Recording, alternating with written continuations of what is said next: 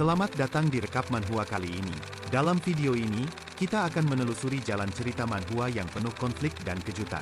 Tanpa berbasa-basi lagi, mari kita mulai saja alur ceritanya. Sebelum itu, jangan lupa klik tombol subscribe dan nyalakan notifikasinya serta jangan lupa like, share dan komen. Di sebuah atap gedung, Mina, seorang gadis muda, terlihat asyik mencatat sesuatu di layar ponselnya. Sebuah pertanyaan mengusik, apakah itu merupakan wasiat terakhir? Atau mungkin sebuah pesan perpisahan untuk seseorang? Keraguan sempat menyelinap dalam pikirannya, namun ia menguatkan tekadnya. Dengan langkah pasti, dia melangkah melewati batas tepi gedung, sebuah tindakan yang bagi siapapun yang melihatnya akan dianggap sebagai aksi bunuh diri.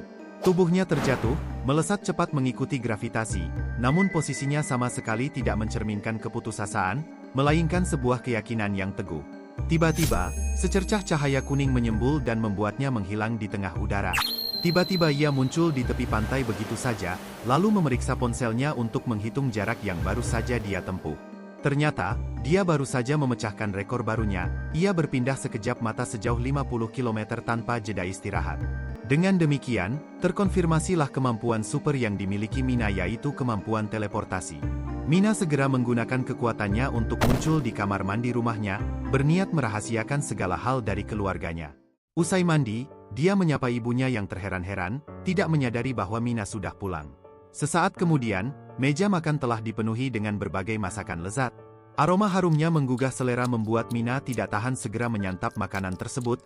Mereka pun berbincang tentang peringatan meninggalnya sang ayah. Percakapan itu membawa Mina kembali ke ingatan masa lalu, saat ibunya histeris mendengar kabar ayahnya yang meninggal ditikam seseorang. Daripada tenggelam dalam kesedihan yang tak berujung, Mina memilih untuk fokus melanjutkan eksperimennya terhadap kekuatannya. Dia berteleportasi ke sana kemari, mencatat setiap detail, memperbaiki setiap kesalahan, dan perlahan-lahan menguak seluk-beluk kemampuannya. Teleportasinya memiliki jeda 1 detik sebelum dapat digunakan kembali, dan staminanya akan menurun setelah 24 kali penggunaan berturut-turut. Itulah batas kemampuannya untuk saat ini, namun ada dua hal penting yang harus selalu diingat. Pertama adalah overlap, titik tuju yang berpotongan dengan suatu benda. Awalnya dia mengira itu akan berakibat fatal. Ternyata, tubuhnya hanya terpental kembali ke lokasi awal, meski disertai rasa sakit yang luar biasa. Hal kedua adalah kemampuannya untuk membawa objek lain bersamanya. Dalam satu percobaan, dia bahkan berhasil membawa uang 5 miliar rupiah. Tentu saja, uang itu segera dikembalikannya karena keserakahan hanya akan berakhir pada kehancuran. Kekuatannya sangat berguna dalam keseharian, memudahkannya pergi kemana saja tanpa memusingkan biaya transportasi. Namun, dia tetap tidak bisa menggunakannya secara sembarangan di depan umum. Tiba-tiba, sebuah mobil hitam melanggar lalu lintas dan hampir menyebabkan kecelakaan di jalan. Pemilik mobil, seorang gadis kaya raya, tampak acuh tak acuh. Bagi Mina, kekayaan adalah kekuatan super sejati yang membuatnya kebal hukum. Jika begitu, apa gunanya memiliki kekuatan super jika tidak bisa dimanfaatkan? Lagi pula, dia tidak bisa seenaknya berteleportasi di tempat umum, apalagi menggunakannya untuk merampok. Tak lama kemudian, bel istirahat berbunyi dan Mina memutuskan untuk pergi menggunakan kekuatannya. Dia menuju sebuah gudang terbengkalai untuk mencari privasi. Di sana, dia memejamkan mata, berkonsentrasi penuh untuk membayangkan tujuan teleportasinya. Dalam sekejap, dia sudah melayang di tengah langit perkotaan, merentangkan kedua tangan lebar-lebar seolah menikmati kebebasan mutlak. Pemandangan kota dari antara awan membuatnya sadar akan sesuatu, dunia ini jauh lebih indah dari yang pernah dia bayangkan. Setelah puas menikmati momen itu, dia berteleportasi kembali ke area sekolah. Kali ini, mendarat di dalam gedung olahraga, dan dia berharap tidak ada siswa lain yang menyaksikannya. Tiba-tiba, suara percakapan dari luar gedung menarik perhatiannya. Rasa penasaran menggerakkannya untuk mengintip dari celah pintu. Di sana, terlihat beberapa siswi sedang membuli seorang anak laki-laki dengan memakaikan lipstik di wajahnya dan mengabadikan aibnya menggunakan ponsel. Pelaku pembulian itu adalah siswi kaya raya yang dilihatnya di jalan tadi. Dunia yang tampak indah dari atas langit, ternyata menyimpan sampah-sampah seperti mereka di dalamnya. Anak lelaki itu hanya bisa terdiam, pasrah, air matanya menetes, mengukir kesaksian bisu atas segala ketidakadilan yang harus ia tanggung. Para pelakunya tampak menikmati kebahagiaan yang dibangun di atas penderitaan orang lain. Naluri pertama Mina adalah melarikan diri, menghindar dari masalah yang bisa membebaninya di kemudian hari. Sayangnya, keberadaannya telah terlihat oleh gadis berambut merah yang bernama Lua. Lua memerintahkannya untuk keluar dari persembunyiannya, menyamakannya dengan tikus yang pengecut. Mina ingin segera pergi, tetapi rasa takut akan ketahuan kekuatannya membuatnya ragu. Tanpa pilihan lain, dia pun keluar dengan langkah ragu dan pelan. Sebuah tamparan keras langsung mendarat di wajahnya, sebuah hukuman karena dianggap tidak sopan. Mina berusaha menahan diri, menelan segala perlakuan tidak adil itu dengan harapan semuanya cepat berakhir. Bukannya mereda, Lua justru semakin menjadi. Dia mulai menyentil soal ayah Mina yang seorang polisi. Mendengar ayahnya disebut, Mina mencoba memperingatkan Lua dengan serius, namun peringatan itu hanya dianggap sebagai sebuah tantangan bagi harga diri siswi kaya itu. Tamparan yang lebih keras menghantam Mina untuk kedua kalinya, membuat kacamatanya terpelanting. Tubuhnya terjatuh tak berdaya di atas tanah yang kotor. Lua bahkan menginjak-injaknya, sementara para pengikutnya dengan saksama mengabadikan setiap detik kekerasan itu untuk hiburan semata. Rekaman itu dibuat bukan sebagai bukti, melainkan sebagai tontonan. Mina masih berusaha mencoba menahan segalanya dengan sekuat tenaga. Lua kemudian melemparkan beberapa lembar uang ke arahnya, memperlakukannya layaknya pengemis yang patut dikasihani, sebagai kompensasi untuk kacamata yang rusak. Usai merendahkan, Lua berpaling untuk pergi sambil menyebut-nyebut kejadian tragis yang menimpa ayah Mina dulu. Dia menghina ayah yang dianggapnya tidak berguna itu, yang mati ditikam saat mencoba melerai perkelahian di sebuah bar. Penghinaan itu melampaui batas. Sebuah pembatas moral dalam diri Mina yang tidak boleh dilewati. Kesabaran yang kini telah digantikan oleh rasa dendam. Detik selanjutnya, ekspresi dominasi Lua berubah menjadi kebingungan murni ketika menyadari ia tengah berada di udara, di atas lautan lepas yang tak bertepi. Mereka mulai terjatuh. Teriakan ketakutan Lua memecah kesunyian yang hampa, sementara Mina menarik tubuhnya lebih cepat, menuju ke dalam dinginnya air. Padahal Mina sudah memperingatkannya. Kesombongan Lua sendirilah yang mencelakakannya. Dan sebelum Lua menyadarinya, Mina telah menghilang bagai bayangan, kembali ke tempat semula tanpa meninggalkan jejak. Meninggalkan Lua dalam kesendirian, menanggung karma atas perbuatannya. Teriakan minta tolong hanya disambut oleh debur ombak yang acuh. Dia terjatuh di tengah samudra tak dikenal, sebuah titik yang hilang dari peta siapapun. Seorang siswa baru menyadari ada kejanggalan, suara Lua tidak terdengar sama sekali. Ia menoleh untuk memeriksa situasi dan mendapati Lua sudah tidak ada. Untungnya Mina sudah kembali ke posisinya semula, tak meninggalkan kecurigaan. Siswa itu menoleh ke segala arah, mencari-cari pemimpin mereka yang hilang. Tentu saja Lua tidak bisa menjawab. Dia telah berada di sisi dunia yang berbeda, berjuang untuk mempertahankan dirinya sendiri. Ditambah ketidakmampuannya dalam berenang, tubuhnya hanya meronta-ronta, menguras tenaganya dengan sia-sia hingga perlahan mulai lemas. Mina bisa membayangkan penderitaan yang dialami Lua, ia tidak kuasa menahan senyum tipis, sebuah senyum kepuasan yang dingin dan penuh kemenangan. Seolah-olah dia baru saja membuang sebuah sampah ke tempat yang semestinya. Kembali ke masa kecil Mina. Terlihat ia dipenuhi oleh bercak-bercak merah yang mengotori wajah dan bajunya. Ia tanpa ragu menikam anjingnya sendiri berulang kali menggunakan pisau dapur sambil menangis terseduh. Itu adalah hukumannya. Perbuatan si anjing yang telah membunuh kelinci kesayangannya tanpa rasa bersalah. Kembali ke masa kini, kesadaran perlahan-lahan kembali, Mina disergap kepanikan atas tindakan yang baru saja dilakukannya terhadap teman kelasnya. Namun, dari ekspresi kebingungan para berandal itu, ia yakin dirinya masih aman dan belum tertangkap basah. Tapi ada satu hal yang luput dari perhatiannya. Siswa korban bullying yang bernama Yonhei, telah menyaksikan semuanya dari tadi, berdiri tak berdaya di sampingnya. Tiba-tiba, sebuah tamparan keras mendarat di wajah Yonhei dari salah satu berandal. Mereka kesal karena Yonhei tidak kunjung menjawab saat ditanya tentang keberadaan Lua. Seorang siswa lain mencoba meredam amarah si berandal, melarangnya membuat masalah lebih lanjut, dan lebih baik fokus untuk mencari Lua. Tetapi nasihat itu diabaikan. Si berandal terus menghajar Yonhei tanpa ampun, menjadikan tubuhnya yang lemah itu sebuah samsak tinju. Dalam benak Mina, sebuah pikiran gelap terbesit, ingin melenyapkan sampah-sampah ini seperti ia melenyapkan Lua.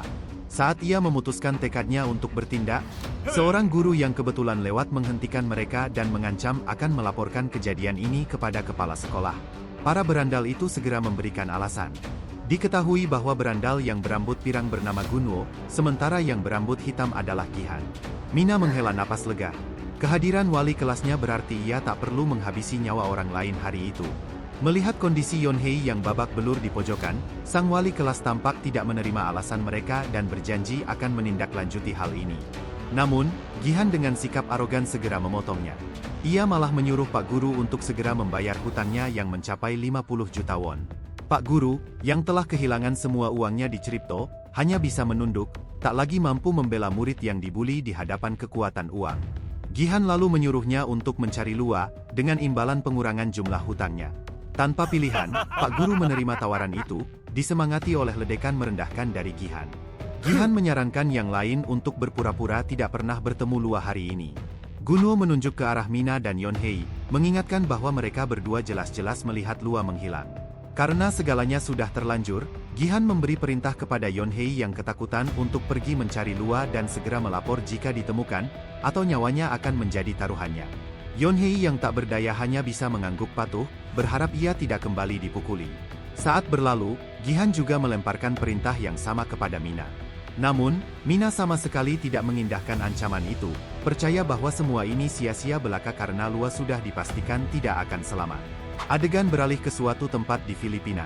Di sebuah gang sempit, seorang pria paruh baya dengan penampilan seperti bos mafia kaya raya terlihat memohon ampun. Di hadapannya, seorang pembunuh bayaran yang telah dibayar untuk mengakhiri nyawanya berdiri tanpa emosi.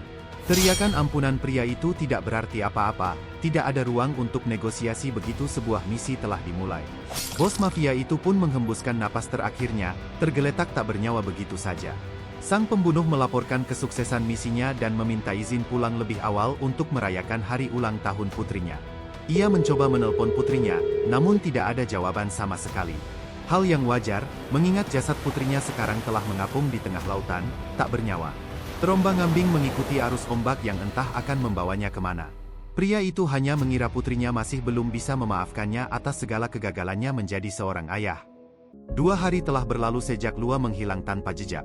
Seharusnya, berita duka atas meninggalnya cucu konglomerat terkaya itu sudah menggemparkan seluruh Korea. Namun, situasi justru terasa sunyi dan terlalu damai, tak ada satupun kabar yang memberitakan tentangnya. Di sisi lain, Gihan dan teman-teman siswi Lua tampak jelas terbebani oleh tekanan berat atas hilangnya gadis itu. Mereka menyadari betapa murka nenek Lua nantinya jika mengetahui mereka adalah orang terakhir yang bersamanya. Gunwo lalu menghampiri mereka, wajahnya dipenuhi keinginan tahu akan kabar terbaru tentang Lua. Ancaman kakaknya terus membayangi, Gihan dan yang lain bisa saja dihabisi jika Lua tidak segera ditemukan. Gihan mencoba membujuk Gunwo, mengingatkan bahwa mereka semua sedang berada dalam kesulitan yang sama. Namun, bujukan itu diabaikan Gunwo yang hanya menjaga hubungan pertemanan karena adanya Lua. Tiba-tiba, Yura, salah seorang teman Lua, mengungkit adanya video kenangan yang mereka buat bersama. Gadis itu menyimpan bukti-bukti kelakuan buruk Gunwo di klub, mengancam akan melapor jika Gunwo berkhianat. Ancaman itu jelas memanas dan membuat Gunwo semakin kesal. Gihan pun mencoba melerai, menegaskan bahwa saling bertengkar bukanlah jawaban dan kerjasamalah yang mereka butuhkan sekarang. Satu-satunya jalan adalah bersatu dan menemukan Lua secepat mungkin. Sementara di sisi lain, Yeonhei terus mengamati Mina dari belakang. Perhatiannya yang terus-menerus mulai membuat Mina curiga, seolah-olah lelaki itu telah mengetahui rahasia kekuatannya. Lua, pewaris grup Ilhae yang sangat berkuasa, pastinya akan dicari dengan segala cara. Jika Yeonhei membocorkan rahasianya kepada keluarga itu, bahaya besar akan mengancamnya. Untuk memastikan niat Yeonhei, Mina memutuskan untuk mengajaknya pergi ke warnet. Di tempat lain, seorang bawahan ayah Lua melaporkan kesuksesan misi mereka kemarin. Alih-alih lega, raut wajah pria itu justru berubah tegang dan penuh kecurigaan. Keanehan mulai dirasakannya ketika media sosial Lua tidak kunjung memperbarui status. Padahal, hari itu adalah hari ulang tahunnya, biasanya halamannya sudah dipenuhi unggahan kegiatan yang meriah. Instingnya sebagai pembunuh bayaran terlatih menyuruh rekannya segera berbelok kiri di persimpangan depan. Ia menyadari adanya beberapa mobil yang mengikuti mereka dari belakang dengan diam-diam. Rekan wanita pria itu segera mematuhi perintahnya, membanting setir dan mengarahkan mobil ke kiri dengan tajam. Menyadari mereka telah ketahuan, pemimpin regu pengejar segera memberikan komando untuk mengepung. Mobil-mobil asing berdatangan dari segala penjuru, berusaha menghentikan laju kendaraan mereka. Sayangnya, orang-orang itu sudah terlambat. Mereka hanya menemukan mobil yang ditinggalkan begitu saja di pinggir jalan. Mengira target telah melarikan diri, pemimpin regu memerintahkan anak buahnya untuk menggeledah area sekitarnya, tanpa menyadari bahwa pria itu justru mengawasinya dari belakang. Di saat lengah, ayah Lua tiba-tiba muncul dan menyerang dengan satu tendangan lutut yang keras dan tepat. Seorang bawahan mencoba menusuknya dari belakang, tetapi ayah Lua dengan sigap mencengkram kerah bajunya. Dengan mudah membantingnya ke tanah, memperlihatkan teknik seorang pembunuh bayaran yang terlatih. Pemimpin regu yang akhirnya dikalahkan, tertangkap dan diinterogasi. Ia mengaku dikirim oleh nenek Lua untuk mencarinya. Saat itulah, pria itu melaporkan kepada ayah Lua bahwa putrinya telah menghilang. Kabar itu bagaikan petir di siang bolong, membuatnya terdiam membeku. Firasat buruknya selama ini ternyata benar. Sesampainya di warnet, Mina segera mencari berita terkait kematian Lua, namun tidak menemukan apa-apa. Yonhei penasaran apakah Mina menuruti perintah Gihan untuk mencari Lua. Mina merasa terheran oleh kenaifan Yonhei yang begitu patuh seperti seorang budak. Namun Yonhei membantah, ia hanya tidak tega menjerat Mina lebih dalam ke dalam masalahnya. Mina curiga Yonhei mungkin tidak menyadari kekuatannya, dan untuk sesaat terbesit niat kejam untuk melenyapkannya guna melindungi diri. Untungnya, ia segera menyadari kekeliruannya. Melakukan hal itu akan membuatnya tidak berbeda dari seorang pembunuh berdarah dingin. Mina lalu mengajak Yonhei untuk pergi ke suatu tempat. Tapi Yonhei menolak, ia merasa tidak ada gunanya Mina berteman dengan seseorang seperti dirinya. Ia segera pergi, tidak ingin membebani Mina lebih lama. Tiba-tiba, sebuah pengumuman mendesak terdengar, memperingatkan para pengunjung untuk tidak keluar karena ada serangan acak oleh seorang kriminal yang mengamuk. Mina teringat Yonhei yang baru saja pergi. Ia pasti tidak mendengar pengumuman itu, dan sekarang mungkin sedang dalam bahaya. Di luar, seorang kriminal mengayunkan pisau ke segala arah, melukai beberapa orang yang berusaha menyelamatkan diri. Seorang wanita muda terjatuh setelah diserang.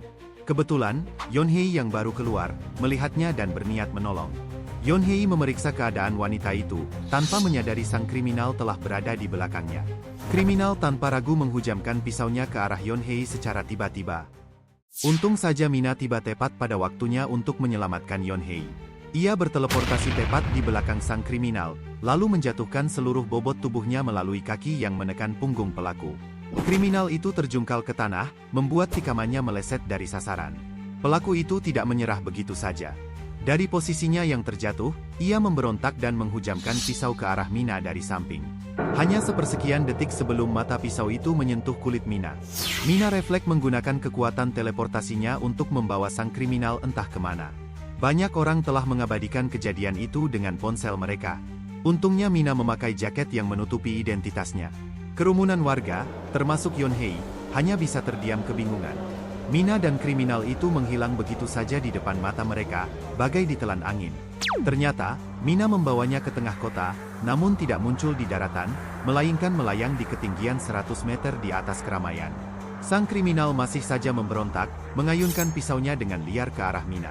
Terjebak di udara, Mina tidak memiliki pilihan untuk menghindar. Ia terpaksa menangkis serangan itu dengan tangannya, meninggalkan sebuah goresan yang segera mengucurkan darah. Melihat coretan darah segar yang membasahi mata pisau itu, Mina kembali mengingat kenangan pahit tentang ayahnya, yang juga menghembuskan napas terakhir setelah terkena tikaman. Diliputi amarah dan dendam, Mina berniat memberikan hukuman terakhir. Tanpa keraguan, ia melepaskan sang kriminal dari cengkeramannya. Tubuh kriminal itu terjun bebas menuju jantung kota, ditarik oleh percepatan gravitasi. Jerit ketakutan yang keluar dari mulutnya memenuhi udara, namun semuanya sia-sia. Kriminal itu membentur ke tanah tanpa alas pelindung apapun. Bisa dipastikan bahwa insiden itu merenggut nyawanya sekaligus mengakhiri aksi brutalnya. Yonhei masih terpaku, mentalnya terpukul menyaksikan kejadian itu. Polisi mulai berdatangan dan membantunya untuk dievakuasi. Tak lama setelahnya, Mina muncul kembali, kali ini di atas sebuah mobil yang terparkir di pinggir jalan. Kondisi mentalnya jelas tidak baik-baik saja, ini adalah kali kedua ia merenggut nyawa manusia dengan tangannya sendiri. Namun, dugaan itu keliru. Tak ada penyesalan di hatinya, malah sebuah senyum puas yang merekah di wajahnya menunjukkan bahwa ia justru menikmatinya. Beberapa saat berlalu, para wartawan berkerumun di tempat kejadian untuk meliput berita. Beberapa anggota polisi terlihat masih berada di sana untuk mengamankan lokasi dan warga. Wanita yang diselamatkan Yonhei sebelumnya telah mendapatkan perawatan dari pihak berwajib. Selain trauma, ia tidak menderita luka fisik yang serius. Para polisi sibuk mengumpulkan bukti atas peristiwa yang terjadi, sementara beberapa warga dengan semangat menceritakan sesuai apa yang mereka saksikan. Bahkan, beberapa di antaranya dengan saksama menunjukkan rekaman tragedi itu dari ponsel mereka. Sementara di tempat lain, terlihat seseorang sedang menonton berita tersebut sambil asyik bermain golf. Orang itu adalah kakak laki-laki Gunwo. Sejak rumor tentang hilangnya Lua tersebar luas, aset investasi koin miliknya telah merosot drastis, hampir 98%. Ia menuntut penjelasan dari para berandalan sekolah adiknya. Para berandalan itu hanya bisa terdiam, diliputi ketakutan, mereka menyadari orang di depan adalah bos mafia yang terkenal kejam. Tiba-tiba, salah seorang pengawal menahan Gihan. Sang bos mafia itu tampak berniat untuk melampiaskan segala kekesalannya kepada Gihan. Ia meletakkan sebuah bola golf di telinga Gihan, memperlakukan cuping telinga malang itu sebagai penahan bola. Tanpa ragu sedikit pun, sang bos mafia mengayunkan tongkat golfnya, menghantam bola itu dengan kekuatan penuh. Sudah pasti pukulan itu mengenai telinga Gihan. Cairan merah segar segera mengucur dari bagian yang terluka. Gihan memohon untuk diberikan satu kesempatan. Ia berjanji akan mengembalikan semua kerugiannya. Gihan mengaku masih memegang kendali atas bisnis yang sebelumnya dijalankan Lua. Tertarik dengan penawaran itu, sang bos akhirnya memutuskan untuk mendengarkannya lebih lanjut. Sementara itu, Mina telah berdiri di tepi tempat kejadian perkara yang telah ditutupi garis polisi. Sayangnya, ia meninggalkan tasnya di dalam warnet. Tiba-tiba, Yonhei menghampiri dan menyerahkan tas itu padanya. Rupanya, ia sempat mengambil tas Mina sebelum warnet itu ditutup. Mina mengucapkan terima kasih, meski di dalam hati masih menganggap Yonhei sebagai pribadi yang menyedihkan. Saat Mina hendak berpamitan dan pergi, Yonhei tiba-tiba mengajukan sebuah pertanyaan. Sebuah pertanyaan yang seharusnya tidak ia lontarkan. Berpindah ke sebuah pantai. Cuaca tampak cerah, beberapa anak terlihat asyik bermain pasir. Tiba-tiba, suasana tenang itu pecah oleh kepanikan ketika mata mereka melihat sesuatu yang tidak seharusnya disaksikan oleh anak-anak seusia mereka. Sebuah jasad seorang siswi wanita tergeletak, yang tidak lain tidak bukan adalah jasad Lua. Yonhei kembali mempertanyakan peristiwa ketika Mina menyelamatkannya, hatinya dipenuhi rasa penasaran yang mengusik pikirannya. Namun, Mina hanya berpura-pura tidak mengerti, seolah samar-samar tak memahami maksud di balik pertanyaan Yonhei. Merasa situasi mulai canggung dan ingin menghindari pembicaraan lebih lanjut, Mina segera beranjak pergi. Akan tetapi, Yonhei bukanlah tipe yang mudah menyerah. Ia mengejar dan mendesaknya untuk memberikan jawaban. Dengan nada setengah memaksa, Yonhei pun menceritakan semua yang disaksikannya, menyampaikan dugaan kuat bahwa dialah, Mina, pelaku di balik semua kejadian itu. Persis seperti saat Lua menghilang, ia mengakui telah melihat segalanya dengan mata kepalanya sendiri. Hal itu membuat Mina terkejut. Dugaannya selama ini ternyata benar. Yonhei memang tahu. Di dalam benak Mina, rencana berikutnya langsung berputar, sebuah pertimbangan dingin untuk mungkin menyingkirkannya pula. Setelah jeda sejenak untuk merenung, Mina memutuskan untuk bertaruh. Ia pun mengakui segalanya, termasuk perannya dalam pembunuhan Lua. Ia bahkan merasa bingung oleh kebodohan Yonhei, alih-alih melarikan diri dia malah menemui pembunuhnya secara terang-terangan. Mina mendekati Yonhei yang sudah membeku ketakutan, lalu mencengkram erat lengan Yonhei, membuatnya semakin tegang. Yonhei mengira hal terburuk akan menimpanya, namun Mina malah tertawa terbahak-bahak. Ia tidak ada niat sedikit pun untuk mengakhiri hidup Yonhei. Mina kemudian membalikkan badan dan pergi, meninggalkan Yonhei sendirian dalam kesunyian yang mencekam. Yonhei tidak membiarkan Mina pergi begitu saja. Ia mengucapkan terima kasih yang tulus karena telah menyelamatkannya 2 kali. Mina tetap tidak menanggapi dan terus melangkah pergi, tetapi ada perasaan hangat yang asing dan sulit dijelaskan tiba-tiba menyelinap di relung hatinya. Berpindah ke sebuah bar yang remang, Yura dan Gihan terlihat sedang berbincang. Gihan tampak kesal, masih memendam kekesalan terhadap Gunsung, kakak Gunho, yang telah seenaknya memukul telinganya. Yura juga tenggelam dalam kebingungan, mencari cara mengembalikan uang Gunsung dalam waktu 1 minggu. Setelah beberapa saat berpikir, sebuah ide muncul di benak Gihan. Ia meminta Yura untuk memberikan foto bukti kejahatan Gunwo, berencana menggunakan itu sebagai senjata. Tiba-tiba, emosi Gihan meledak. Tampaknya ia sudah muak menahan segala tekanan, dan situasi yang kacau ini telah mencapai titik puncaknya. Tanpa diduga, Gunwo tiba-tiba muncul dan menyapa mereka, wajahnya menunjukkan kebingungan melihat kemarahan Gihan. Gunwo mengaku datang karena diperintah kakaknya untuk mengawasi setiap gerak-gerik Gihan. Kedatangan Gunwo justru membuat kepala Gihan semakin pusing. Menurutnya sumber masalahnya adalah Lua, mereka harus segera menemukannya dengan cara apapun. Gihan segera mengambil telepon dan menghubungi seluruh koneksinya, menyuruh mereka untuk segera mencari keberadaan Lua. Tindakan Gihan itu menginspirasi Gunwo, ia berniat melakukan hal yang sama. Lalu segera pergi tanpa pamit, meninggalkan mereka berdua begitu saja. Di dalam kamar, Mina sedang asyik menonton berita mengenai perkembangan terakhir kasus pembunuhan yang telah dilakukannya. Para warga yang diwawancara menyatakan kepuasan atas tewasnya sang kriminal, merasa lega karena potensi korban jiwa yang lebih banyak telah sirna.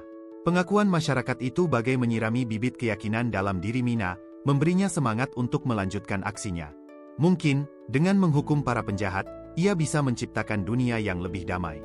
Dan mungkin itulah alasan sesungguhnya mengapa ia diberi kekuatan ini. Adegan beralih ke rekan Ayah Lua, yang sedang menyetir sambil setengah mendengarkan berita viral yang sedang ramai diperbincangkan. Di kursi belakang, terpancar jelas raut wajah Ayah Lua yang lesu dan kosong, seolah semua cahaya kehidupan telah lenyap dari matanya. Ia memutuskan untuk mengunjungi ibu mertuanya, Nenek Lua, yang juga merupakan pemegang kendali utama perusahaan grup Ilhae. Tak lama menunggu, muncul sosok wanita paruh baya yang anggun dan berwibawa, sang Nenek Lua, disertai pengawal setia yang mengelilinginya dengan sikap waspada.